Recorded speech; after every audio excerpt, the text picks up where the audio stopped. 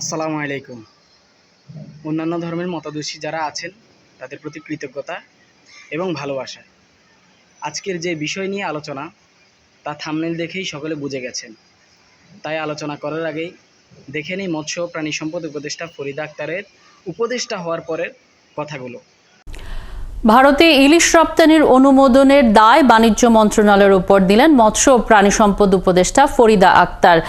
রপ্তানির অনুমতির পর দেশের বাজারে ইলিশের দামে কারসাজি হলে ব্যবস্থা নেবে মন্ত্রণালয়। সচিবালয়ের সাংবাদিকদের তিনি জানান, ইলিশ মাছ আগে দেশের মানুষ খাবে, তারপর রপ্তানি। মৎস্য ও প্রাণী সম্পদ মন্ত্রণালয়ের সিদ্ধান্তটা এমনই। আরও জানাচ্ছেন সৌমিত্র মজুমদার। আধুনিক নতুন সরকারের মৎস্য ও প্রাণী সম্পদ মন্ত্রণালয়ের দায়িত্ব নেই উপদেষ্টা ফরিদা আক্তার। ভারতে ইলিশ রপ্তানি নিয়ে কঠোর বার্তা দিয়ে জানিয়েছিলেন, ইলিশ রপ্তানি হবে, দেশের মানুষ ইলিশ পাবে না, এমনটা হবে না। ইলিশ মাছটা একটা বিশেষ মাছ, যেটা একমাত্র বাংলাদেশে হয়, এবং সেটার দামটা অহেতুকভাবে বাড়ানো কোনো মতে যুক্তিসঙ্গত না, এবং দেশের মানুষকে না খাইয়ে বাইরে পাঠানো আমি কোনো মতে অ্যাপ্রুভ করি না। তবে দুর্গাপূজা সামনে রেখে গেল শুক্রবার অনেকটা নাটকীয়ভাবেই ভারতে ৩,০০০ মেট্রিক টন ইলিশ রপ্তানির অনুমোদন দিয়েছে বাণিজ্য মন্ত্রণালয়। সকালে ইলিশের প্রজনন, উৎপাদন বৃদ্ধি ও ইলিশ ধরা নিষিদ্ধের সময়সীমা ঠিক করতে আন্তঃমন্ত্রণালয়ের বৈঠক হয়। সেখানে মৎস্য উপদেষ্টা জানান, ভারতে ইলিশ রপ্তানির সিদ্ধান্তটি বাণিজ্য মন্ত্রণালয়ের, রপ্তানি বন্ধের এখতিয়ারও তার হাতে নেই। যেটা করেছে সেটা বাণিজ্য মন্ত্রণালয় দিয়েছে, অনুমোদনটা দিয়েছে, যেটা ভারতের যারা মৎস্য ব্যবসায়ী এবং বাংলাদেশের মৎস্য ব্যবসায়ী তারা একটা অনুরোধের প্রেক্ষিতে এটা বাণিজ্য মন্ত্রণালয় দিয়েছে। এর সাথে মৎস্য ও প্রাণী সম্পদ মন্ত্রণালয়ের কোনো সম্পর্ক নেই। এখন শুনবো বাণিজ্য উপদেষ্টা দাম্ভিকতার সাথে যেই কথাগুলো বলেছেন সেই ভিডিও। তারাই যাই বলুক, আপনি দেখেন 5,30,000 মেট্রিক টন ইলিশ হয়। এটা একদিনেরও, একটা চাঁদপুর ঘাটের একদিনেরও কম। একটা দেশ যাতে একটা ইমোশনাল ইনভলভমেন্ট আছে, আমাদের ফ্রেন্ডলি কান্ট্রি আমরা বলি, আমরা প্রতিবেশী দেশ, এই 3,000 টন, তার মধ্যে 3,000 টনও যাবে না, কারণ যারা বাইরে বিক্রি করবে, রপ্তানি করবে, তারা তো দেখবে এখানে যদি 1200 টাকা ইলিশ ওখানে যদি $5 দেবে না, এটা তো জানা কথাই। আপনি দেখেন না, অ্যাপেক্সে যদি 6,000 টাকা বিক্রি করে, ওরা বাইরে এক্সপোর্ট করে না, কারণ $5 $10 কেন এক্সপোর্ট? এইগুলো যারা ইমোশনাল কথাবার্তা বলে, ঠিক আছে বলুক, তাদের সে করি।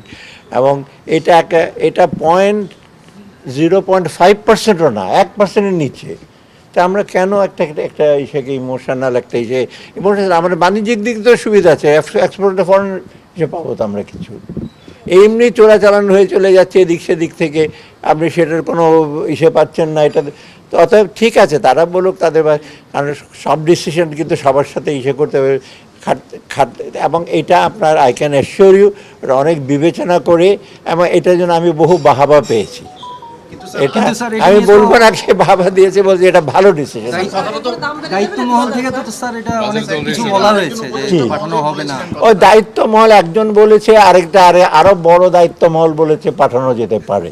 ব্যাস, আমি আর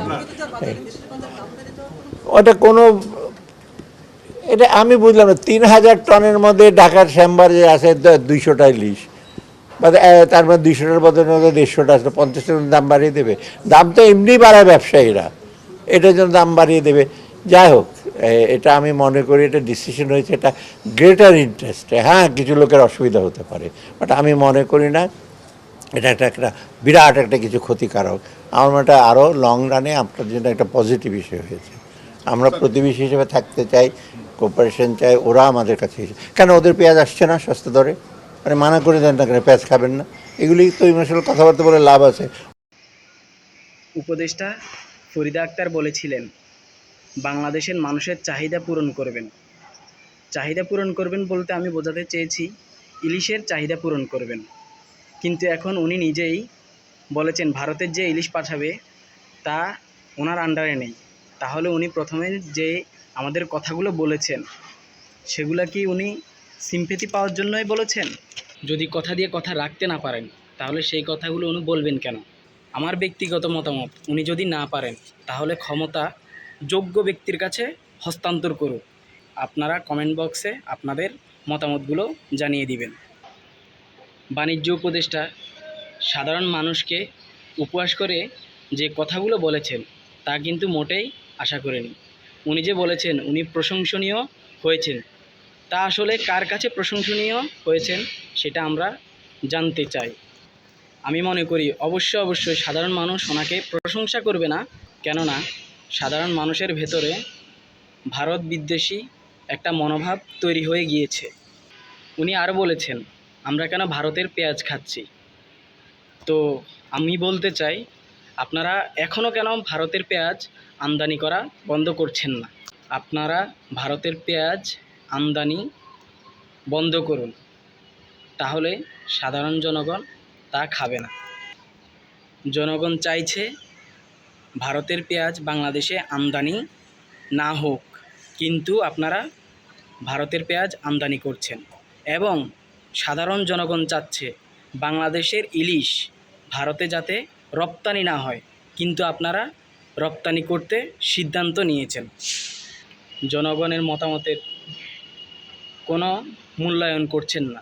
আপনাদের মনে যদি ভারত প্রেম থেকে থাকে তাহলে আপনারাও স্বৈরাচার হাসিনা সরকারের মতো ভারতে চলে যান, সেখানে আপনাদেরকেও আন্তরিকতার সাথে ভালোবাসা দিয়ে দিবে।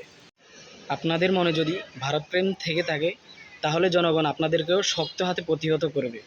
তো কাজ করার আগে অবশ্যই ভেবে কাজ করবেন এবং সাধারণ মানুষকে সম্মান দিয়ে কথা বলবেন, কেননা আপনাদের কাছে জনগণ ভালো কিছু আশা করে। আজকে একটা কথা বলে রাখি, আজকে শুধু আপনাদেরকে সাবধান করে দিলাম। এরপরে যদি কোনো রকম উল্টাপাল্টা কথা বলেন বা অন্য কোনো সিদ্ধান্ত নেন যেটা জনগণের বিপক্ষে চলে যায়, তাহলে জনগণ কিন্তু অন্য কিছু দেখাবে। আমার ভিডিওটি যদি আপনাদের কাছে ভালো লেগে থাকে তাহলে একটি লাইক, একটি কমেন্ট এবং একটি শেয়ার দিতে ভুলবেন না। আর অবশ্যই চ্যানেলটিতে সাবস্ক্রাইব করতে ভুলবেন না। আর যারা ইতিমধ্যেই চ্যানেলটি সাবস্ক্রাইব করে রেখেছেন তাদেরকে আন্তরিক অভিনন্দন এবং ভালোবাসা। ধন্যবাদ, ভালো থাকবেন।